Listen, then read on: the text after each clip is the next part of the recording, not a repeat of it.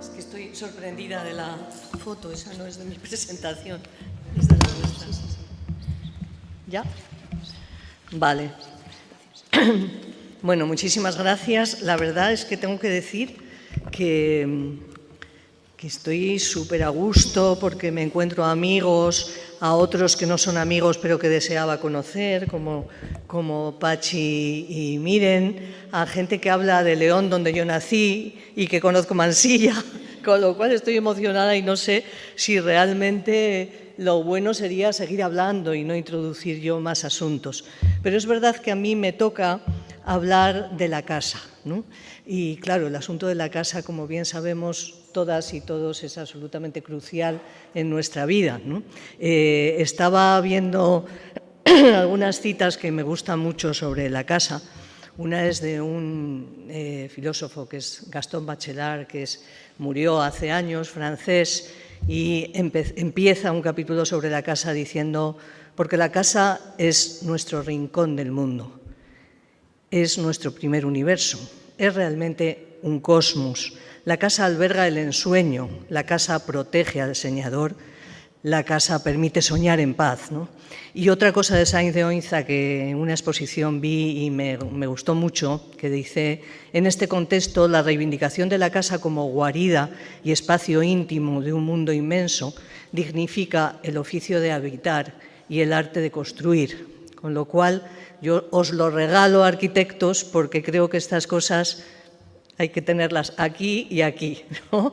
Cuando realmente se diseña, se construye, se hace entornos amables o se hace espacios inhabitables para todas las personas. Aviso ya que yo cada vez más estoy cerca del enfoque transversal y del enfoque de diseño universal y, por lo tanto, de generar espacios amables para todas las personas, entre las cuales estamos las personas mayores, pero no son espacios solo para las personas mayores. Lo veníamos comentando en el coche, que cuando una persona tiene un hijo o dos, que ahora hay muchos dos, ¿no? Y tiene que tirar de un carrito, también le viene muy bien todas las intervenciones en accesibilidad, ¿no? O sea, que esto no es solo una cosa de viejos. Esto es una cosa de democracia, es un asunto de madurez de las sociedades. Lo vemos en otros sitios y creo que esto es importante tenerlo en cuenta. Y como veis, pues yo encima me he descolgado con esto de vivir como quiero cuando necesito apoyos, porque yo voy a hablar de apoyos y cuidados sobre todo, pero también de cómo poder vivir bien en mi casa de siempre o en otras alternativas que no están diseñadas especialmente para los cuidados, como son las residencias, que creo que hay que definitivamente cambiar, sino en general para cualquier persona que necesite cuidados, como el entorno es absolutamente vital. Sin olvidar que, por cierto, os recomiendo, los que no conozcáis, la experiencia de un pueblo que se llama Pescueza, que seguramente algunos ya les conocéis, ¿no? Que es una cosa pequeñísima en Extremadura y que a mí me parece que, bueno, pues es una intervención que luego, si queréis, la comentamos, ¿no? Que no tiene tampoco gran trascendencia, pero genera bienestar entre los ciudadanos y encima ha generado empleos y encima ha generado que en un pueblo donde no había niños desde hacía 15 años hay ahora como 17 niños, ¿no? Todo esto por una intervención urbana para procurar que las personas mayores, que eran prácticamente todas las del pueblo, pues puedan vivir un poco mejor por la calle, ¿no? Sin más, digo porque, bueno, vemos eso. Un comentario inicial que yo creo que en este momento nos tenemos que plantear y que yo creo que ya nos estamos planteando, pero yo aquí sí que reclamo la autoridad competente para que también piense en esto, ¿no? Esto de a quién van dirigidos los servicios que hemos diseñado, ¿no? Yo, como ya soy muy mayor, pues me tocó intervenir en el diseño de servicios nuevos, como eran los centros de día, por ejemplo, ¿no? Porque habéis sacado en el proyecto de aquí, ¿no? Años 90, comienzo de los años 90 más o menos. Iban dirigidos a este perfil, ¿no? Este perfil obviamente existe, en Mansilla más todavía, pero este perfil está acabando su vida, acabando sus días, ¿no? Y hay otro perfil de mayores diversos, ¿no? Evidentemente aquí hay muchos guapos, guapas, muchos tuneados, muchos artistas, pero hay mucha gente que ya no responde a ese otro perfil. El otro perfil era un perfil, desafortunadamente, con un nivel de instrucción bajísimo, con una capacidad adquisitiva bajísima, que eran víctimas de una dictadura durante muchos años, con muy poco entrenamiento en pedir o en reclamar o en exigir, pero los que venimos detrás, que hombre, yo no soy estos, pero podría estar en estos, ¿no? Acabo de cumplir 70, pues los que venimos detrás sí estamos dispuestos a exigir. Y creo que esto es importante. Y estamos dispuestos a exigir bienestar y autonomía para todas y todos, no solo para las personas mayores. Luego tenemos un cambio en las tendencias en el envejecimiento. Ese cambio en las tendencias está, en primer lugar, en el incremento de esto que conocemos como los hogares unipersonales, es decir, personas que viven solas, que no quiere decir que se sientan solas. La soledad, en principio, y el vivir solo o sola, es un indicador de competencia. Hace 20 años o 30 años era difícilmente imaginable que una persona de 90 viviera sola. Y hoy hay miles de personas de 90 años viviendo solas bien, no digo mal, también hay muchos viviendo mal, ¿no?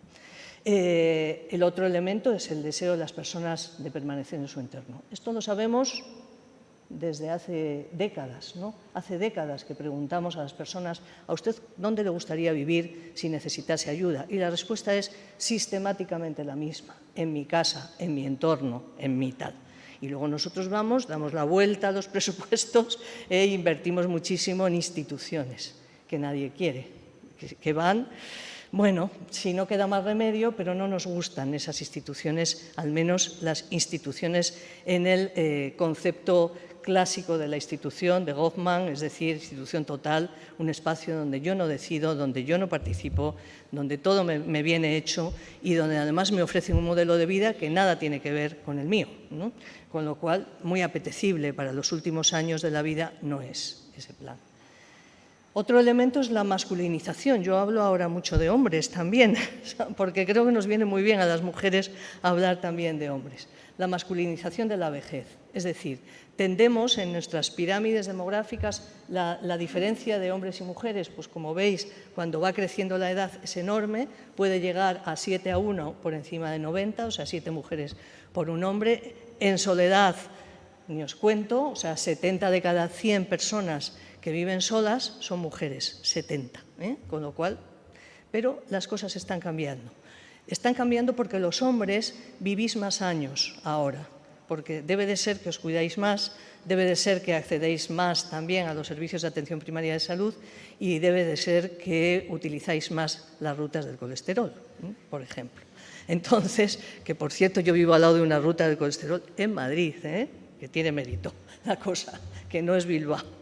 Pero bueno, a lo que voy es que sí hay una tendencia a un cierto equilibrio, a un cierto equilibrio que a lo mejor estamos hablando de 30 o 40 años, pero un cierto equilibrio entre hombres y mujeres, lo cual puede cambiar muchísimo el panorama en relación a los cuidados. O sea, no lo digo simplemente como una información que puede estar bien, sino porque la soledad en los hogares puede cambiar, es decir, puede haber menos hogares. O sea, que esto también lo que me lleva es a decir, nada es para siempre. No, igual que las pirámides de población, a partir del año 2060 van a cambiar. Y ya no va a haber esa amenaza, ¿no? Que parece una amenaza de invasión de la vejez. Van a cambiar porque cambia la historia. No me meto ahí porque es una historia bien bonita, pero muy larga, con lo cual no. Pero sí va a haber más parejas. Luego puede que haya menos soledad, pero más dependencia en pareja, con lo cual es otro problema, importante además. Pero bueno, quiero decir que esto puede cambiar. Y luego hay otro elemento importantísimo para tener en cuenta, que es el crecimiento grande de esa franja de personas que están entre los 75 y 85 años, que van a estar, y yo diría ya 90, que van a estar en situación de fragilidad bastante importante, pero no de dependencia. Con lo cual es un grupo ahí de población en el que se piensa muy poco y que necesita mucho, porque si se interviene en estos, van a entrar menos en situación de dependencia. Es decir, si yo estoy medio frágil, pero voy a la ruta del colesterol, pero me cuido, pero tengo ascensor porque si no tengo que salir de la casa, pero mi acera no tiene unos baches que me caigo cada vez que salgo, pues si todo esto pasa, ese grupo no va a entrar en situación de dependencia o va a entrar mucho más tarde. Con lo cual, creo que yo traigo buenas noticias, como veréis, ¿no? Y lo último, pues es esto de la compresión de la morbilidad, que está por ver. Llevamos desde los años 80 investigando si estamos consiguiendo que las personas vivan más años, pero en situación de dependencia, o la situación de dependencia se retrase a los últimos años de la vida, que es esto de la compresión de la morbilidad, y por lo tanto dure mucho menos tiempo, pero eso sí va a ser intensa, ¿eh? Bueno, esto es un poco por ver el cuadro.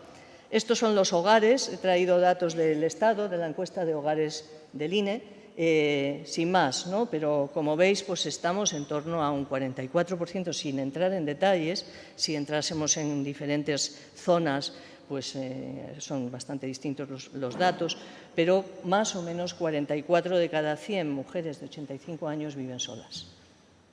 Tomen nota, ¿eh? Por otro lado, pienso que en estas generaciones al menos, y no sé si en las que vienen, vivir solas las mujeres somos más competentes, ¿no?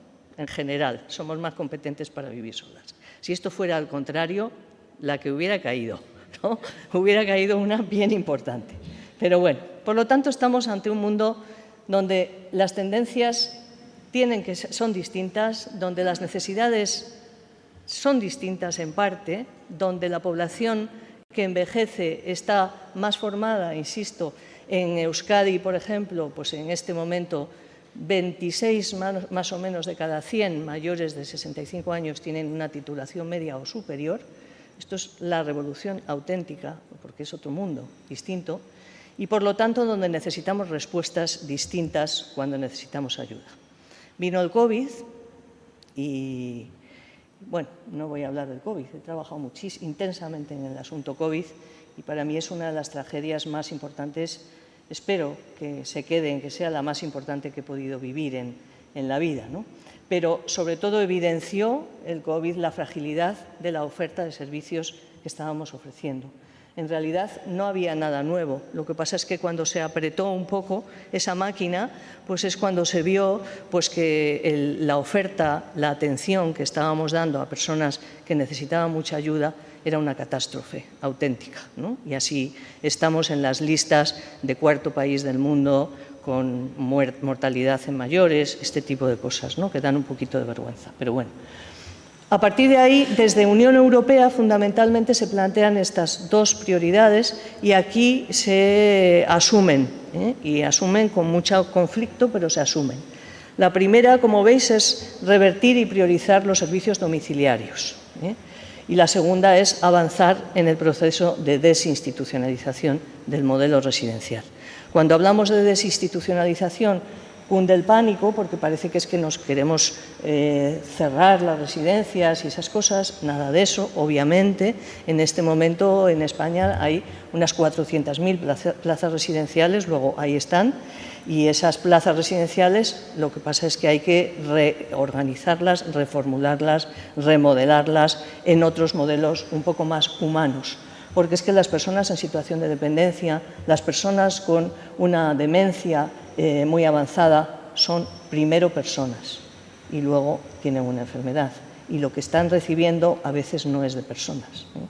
Y claro, esto es un poco duro, ¿no? Cuando uno está al final de la vida y encima se encuentra con esto, ¿no? Entonces, en esas estamos, ¿no? En ese cambio. La inversión general del Estado en domicilios o en instituciones es como tres veces y media más o menos más en instituciones que en domicilios. Luego hay muchísima tarea.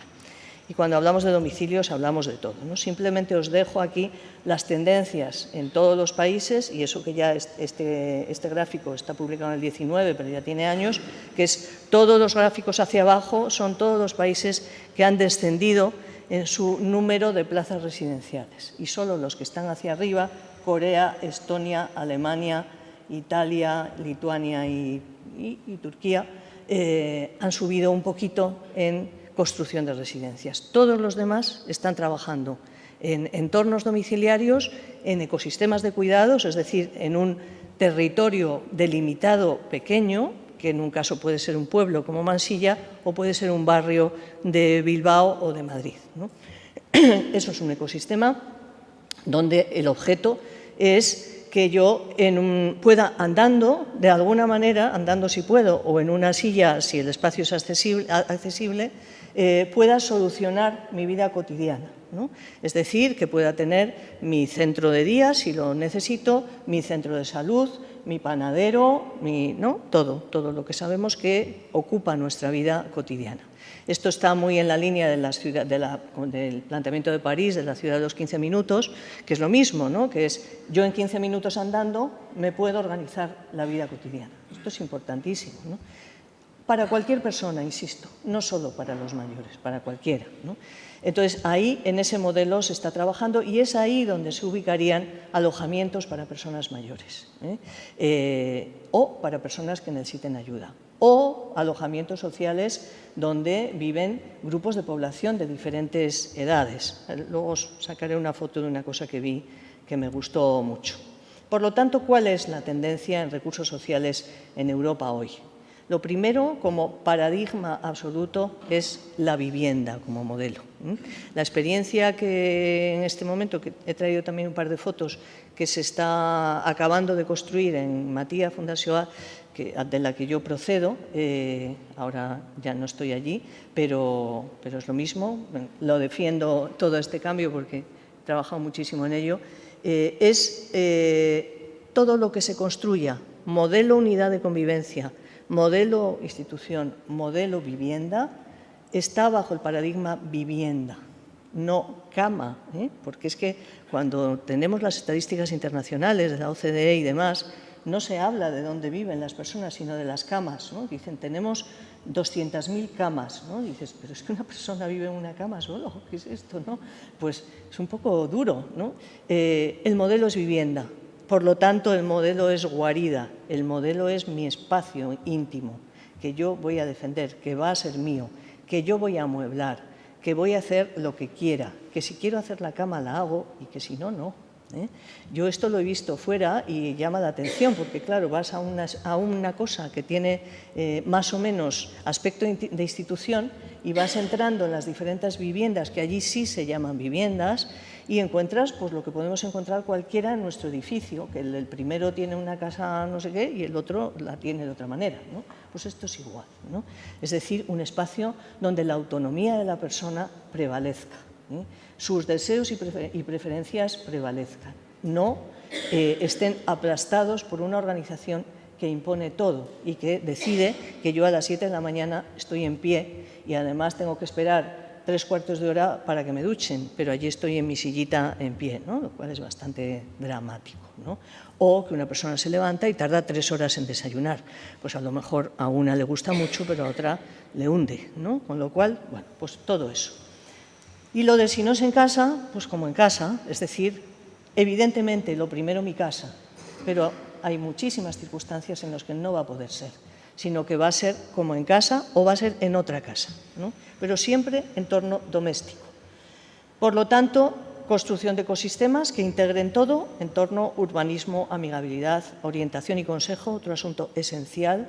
No disponemos de suficientes servicios de orientación y consejo, y ya que está aquí el ayuntamiento, que yo creo que es el espacio más adecuado, es fundamental que generemos este tipo de iniciativas, es decir, un grupo de profesionales o de personas voluntarias recientemente jubiladas, que ahora estamos a montones por todos los sitios y además pues sabemos un poco, todavía no se nos ha ido demasiado la cabeza y sabemos un poco. Entonces podemos generar servicios de orientación y consejo para que otras personas que empiezan ese proceso de jubilación tomen decisiones y piensen en su vejez, porque tenemos auténtica alergia a pensar en la vejez, porque la vejez tiene una imagen social nefasta y la dependencia ni digamos, ¿no?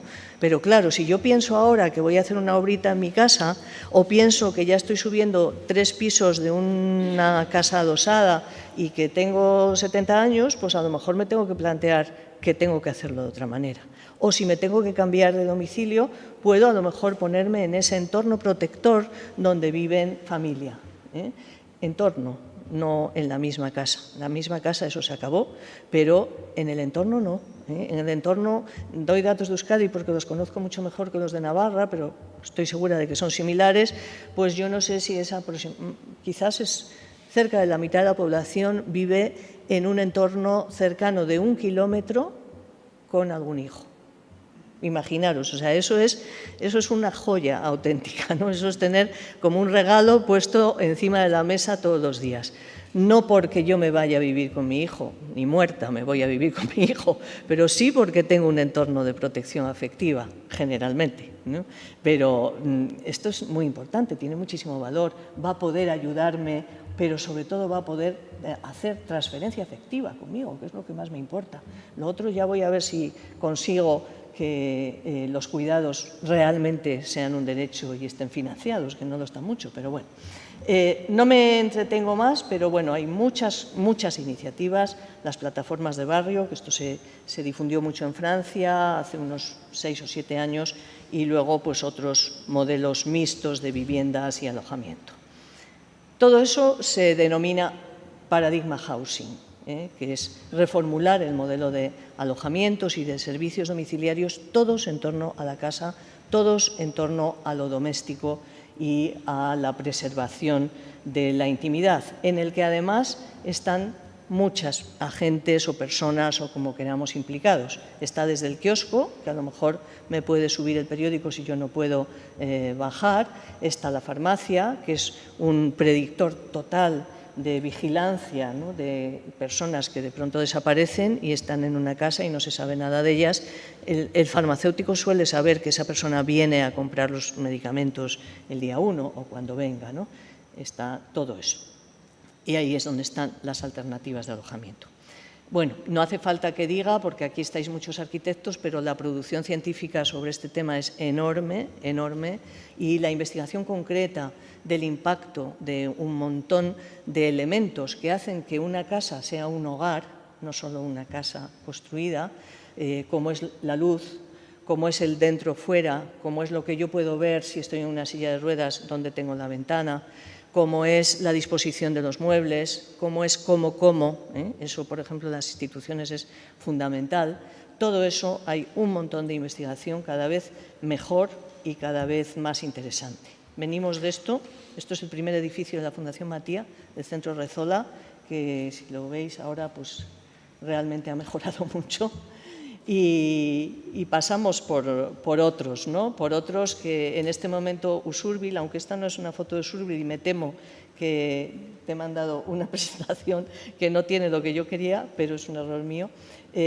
Usurbil es un conjunto de viviendas, son 3 viviendas en torno a una plaza, que son muy parecidas a esta, un poco más cercanas a, digamos, que el concepto idiosincrático de casa vasca y de Usurbil, ¿no?, concretamente, que se parecen un poco, no del todo, ¿no? Pero una vez más son un conjunto de unidades de convivencia, pero su aspecto es casa y dentro también es casa, ¿no?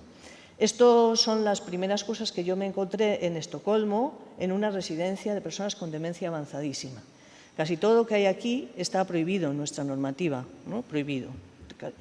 Casi todo está prohibido, ¿no? Las unidades psicogeriátricas son espacios ausentes de estímulos, completamente blancos, sin un cuadro, sin nada, porque se supone que en algún momento de la vida alguien puede tener un brote de agresividad, ¿no?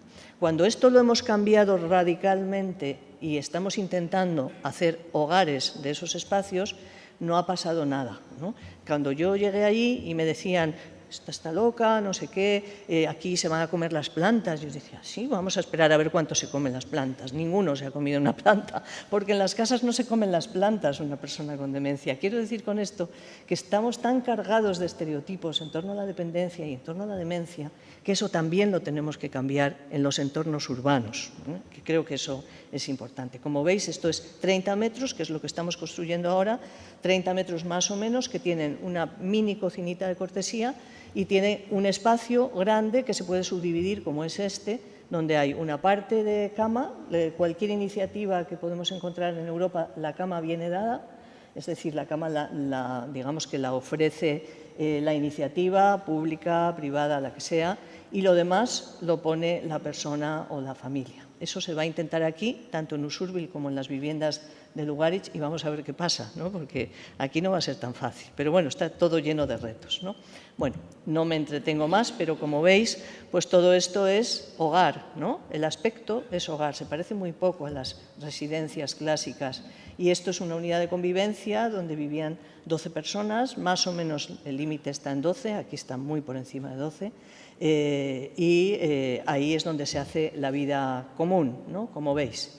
Esta simplemente siempre la enseño y mis amigos de Echequí y Echecona ya las conocen muy bien, que están aquí, porque me pareció un sitio emocionante, porque ahí vivía una persona con una demencia avanzadísima que no articulaba una sola palabra, súper aficionado a la música y, como veis, había sido profesor o algo así, y estaba con unos cascos a tope, porque se oía por encima de los cascos, oyendo un concierto, que aquello era impresionante, ¿no? Y el hombre estaba feliz, no decía ni media, pero estaba feliz, ¿eh?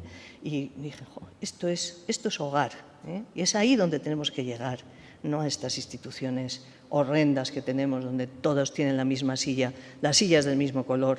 No, por favor. Así nos recibieron en una unidad de convivencia de personas con demencia. Imaginen, ¿no? En una unidad psicogeriátrica donde está prohibido que haya una luz y aquí un juego de té de porcelana fina, ¿no? Nadie había roto nada nunca, por supuesto. Bueno, hay muchas soluciones, no me voy a entretener con ellas porque bueno, pues hay cosas y yo esto ya lo tengo además escrito y lo podéis ver. Destaco el caso de Holanda, porque me ha llamado muchísimo la atención, porque ahí ha habido un movimiento en la arquitectura muy interesante que lo que ha hecho ha sido defender el diseño actualizado, el diseño moderno, el diseño vanguardista para destacar a la vejez, ¿no? Es decir, la vejez también puede vivir en espacios megamodernos, ¿no? Estos son unos apartamentos que, como veis, cualquiera de los que estamos aquí lo querríamos para nosotros, seguramente, que es nivelazo total, y estos son apartamentos con servicios, siempre con servicios para mayores. Cuando digo con servicios siempre, es con servicios externos, es decir, empresas o servicios públicos domiciliarios o servicios internos que se ofrecen en el mismo edificio. Pero ya veis, esto en que yo he estado también, pues es lo mismo, ¿no? Esto es un cohousing, aunque parezca mentira, pero es un cohousing donde viven personas de diferentes edades, donde ya hay bastantes personas en situación de dependencia y donde tienen un modelo muy comunitario de vida cotidiana, ¿no? Y también es un edificio que ha ganado un premio de arquitectura, es decir, que llama la atención, ¿no? Y dice, hombre, mira, aquí viven los viejos también, ¿no? Es posible que los viejos vivan aquí y no solo la gente megamoderna, ¿no? Otra cosa que yo creo que aquí, sé que desde la Fundación Matia le gustaría tirar de un proyecto de este tipo, pero claro, también hay que ver las condiciones, que son las mini pueblos de demencia. Demencia Vilas se llaman, que se han desarrollado en Holanda y son una especie de mini pueblo, ¿no? Donde las personas son libres, son mucho más libres. Yo reconozco que fui a verlo llena de prejuicios, diciendo, uff, qué horror, esto es como una especie de escenario, ¿no? Que tiene además, bueno, pues cuando entré allí, y lo he comentado con más gente amiga del sector, ¿no? Que nos pasó a todos lo mismo, o sea, yo me quedé fascinada, porque nada de escenario, nada de sensación de que es que están las vallas no ocultas, sino que las personas están por ahí haciendo su vida, más o menos, y tienen pues todos los servicios. Como veis, esto es el súper, son todo unidades de convivencia, una especie de mini casas donde viven entre 8 y 10 personas, y allí se decide todo, y tiene, por supuesto, personal fijo. O sea, todo esto sería para hablar 4 horas de esto, pero la idea es promover la autonomía en personas con demencia. Veréis que insisto mucho en el asunto de la demencia, porque el asunto alojamientos, instituciones, en mi opinión, se va a reducir prácticamente a las personas con demencia. Las demás pues se van a solucionar la vida en viviendas totalmente integradas o en alternativas tipos cohousing o de cohabitación, ¿no? Una persona en silla de ruedas hoy, pues si nuestros responsables políticos se portan como deben, pues puede vivir en cualquier sitio, ¿no? Pero, en cambio, una persona con demencia tiene otro tipo de dificultades, que es la pérdida de control, es la pérdida de la autonomía, capacidad de decisión. Cuando eso se ha perdido, las cosas se ponen mucho más difíciles. Bueno, pues aquí estos tienen de todo, ¿no? Tienen correos, o sea, se hace como una especie de mini pueblo, ¿no? Y luego las casas están divididas por afinidades. Hay de minorías étnicas, hay de religión, hay una que son judíos, hay otros que son de no sé dónde. Y bueno, quiero decir que la elección no es la gravedad, no es la edad, es lo que me une contigo, ¿eh? Y me da lo mismo que tengas 60 y yo 90, ¿no? O que tengas… Eso es lo mismo. ¿Qué es lo que me une contigo? Si no me une nada, mejor me voy a la casa de al lado, que tengo algún interés, ¿no? Bueno, sin más, ¿no? Yo simplemente os invito para que luego lo podáis fisgar si no conocéis estas cosas, ¿no? Por ejemplo, los Beguinage, que es una institución del siglo XI, creo, de mujeres, precisamente, de protección de mujeres, y que ahora también está ofreciendo este tipo de cosas. Y esta última, el Tacoma Villas, que es uno de los primeros cohousing que se realizó en Washington, y bueno, pues yo tengo que decir que tuve la gran suerte de poderlo ver y me quedé fascinada. Esto no hay asunto de edad, ahí vive gente de todo tipo, y simplemente por deciros cómo se presentan ellos, que creo que lo tengo aquí, sí. El grupo se define, y acabo, de verdad, se define, somos una mezcla ecléctica de psicoterapeutas, políticos, profesores, ecologistas, consultores, jubilados ocupados y niños alborotadores, además de varios perros, muchos gatos de interior, muchas bicicletas y un montón de pelotas de fútbol. Nuestros números fluctúan para la comunidad, suelen incluir de 65 a 70 adultos, 15-20 niños. Tenemos hogares de padres solteros, personas con pareja, Bueno, algunos de nosotros vemos la televisión, mientras que otros no. Algunos se levantan temprano, otros duermen hasta tarde. Aceptamos nuestras diferencias, sean cuales sean. Esto es lo importante, ¿no? Generar espacios donde las personas puedan vivir con dignidad, vivir con libertad y, por lo menos, pues, acabar su proyecto de vida, si son muy mayores, de otra manera, ¿no? Yo diría que un poco más felices, ¿no?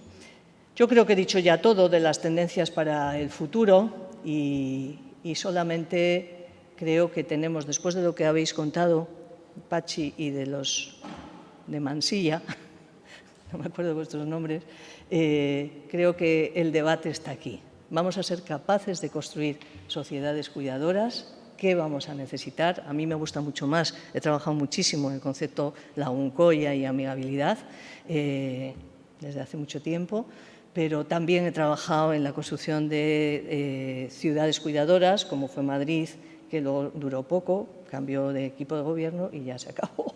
Esto es así todavía, pero Madrid Ciudad de los Cuidados, por ejemplo, es un proyecto precioso que yo os invito, porque está en la red, a que lo veáis, ¿no? Entonces, bueno, simplemente acabo con esto, pero creo que el asunto de los cuidados es un asunto social y político, ¿sí? Necesita toma de decisiones políticas y, por supuesto, necesita conciencia social. El enfoque siempre es comunitario, no es mirando a las instituciones. El enfoque es transversal, es inclusivo. Si yo cuido la silla de Mansilla, que me ha encantado, por cierto, pues claro, si yo cuido esa silla, me estoy cuidando a mí, estoy valorando mi pueblo, tengo sentimiento de pertenencia, y va a faltar, en mi opinión, poco tiempo para que esa silla pueda estar 24 horas sin que nadie la quite. Eso lo hemos visto ya y sucede en otros sitios y nosotros tenemos que lograr eso. Es decir, que una silla no te la lleves, sino que es de todos, ¿no? Que es un disfrute y que además es movible y me ayuda a estar con quien me gusta o con quien quiero, ¿no? Bueno, todas esas cosas. Es decir, eso unido a un enfoque cultural, idiosincrático, porque la silla a lo mejor no va a ser la misma en Estella que en Mansilla, o otro montón de cosas no van a ser iguales, porque cada uno tiene su sentimiento de pertenencia y sus peculiaridades. Pero es importante cuidar lo común, cuidar lo que es de todos, cuidar y hacer una responsabilidad ciudadana que nos haga sentirnos orgullosos del entorno donde nos movemos, porque esto creo que es la clave para un futuro con mayor bienestar. Acabo ya, que he sido muy pesada. Gracias.